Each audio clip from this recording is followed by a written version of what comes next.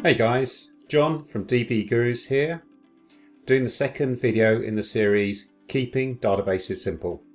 And this time we're going to answer the question, what are the benefits of a database?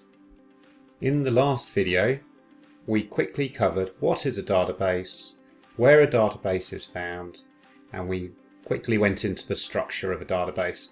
Now, if you want to go back and have a quick recap, please see the link below.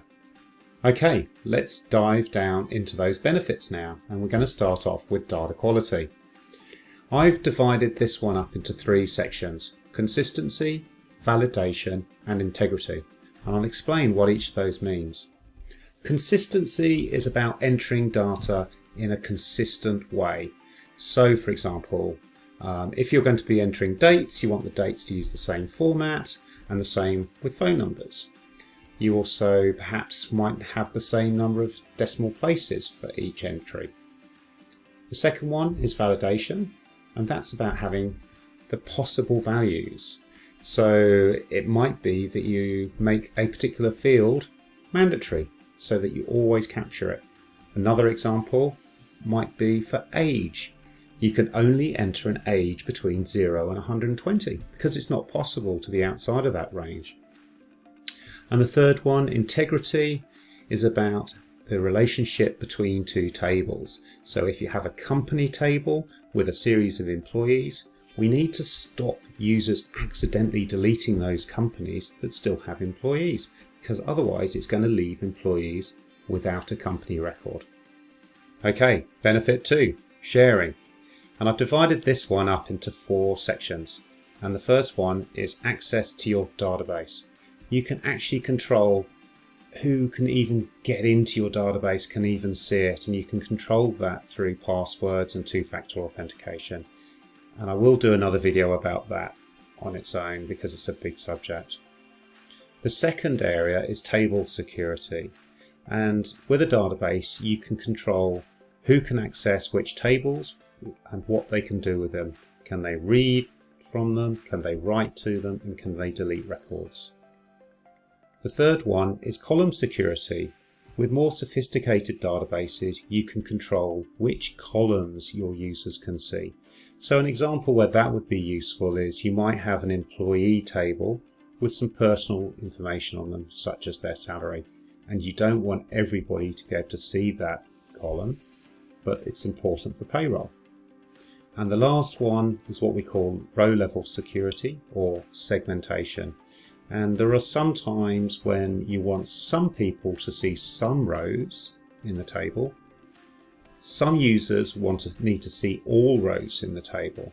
And so we can actually control that at quite a fine level so that each person, each user can see what they need to see and no more.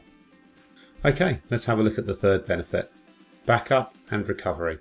A really critical benefit, this one, because it provides you with protection from hardware and software issues and service failure. So that can be a whole variety of different problems that can be experienced either at the hardware or software level or just through administration. It also protects you against human error. Now, that human error might be on the programming side or on the user side, corrupting or deleting data, and it always allows us to roll back to the previous backup. And finally, it helps us to recover from malicious attacks. Now, they might be in the form of ransomware, viruses, or Trojans. That's an increasingly big problem and therefore an increasingly important solution. Benefit 4, it's all about reporting. And that it comes in so many different forms, whether you're seeing your data on a map, you're looking at your data from different points of view to see different views of the same data, or whether you're producing custom reports that have to be formatted in a particular way, or doing special exports that produce the data in a specific format for a different system. Or finally, it can be just alarms and notifications so that when the data is uploaded, the database checks the value, and if it exceeds a certain value, it sends you an email or SMS. It's just so reactive. We're going to be covering this in more detail in subsequent videos, but that's just it for a quick overview. That's benefit 4, reporting. Then we get to benefit 5, efficiency. Well, with a database we can use controls such as drop-downs, predictive text boxes, number sliders and so on to make data entry more efficient. We can reduce the cost of data storage through relationships, as I discussed in video 1, reducing the duplication of data. With APIs to achieve system integration, we can automatically send or receive data from other systems. And with no human input, that results in some big efficiency gains. And finally, we can guide users and make it easier for them to enter and maintain their data by giving them more intuitive user interfaces, and so less training is required.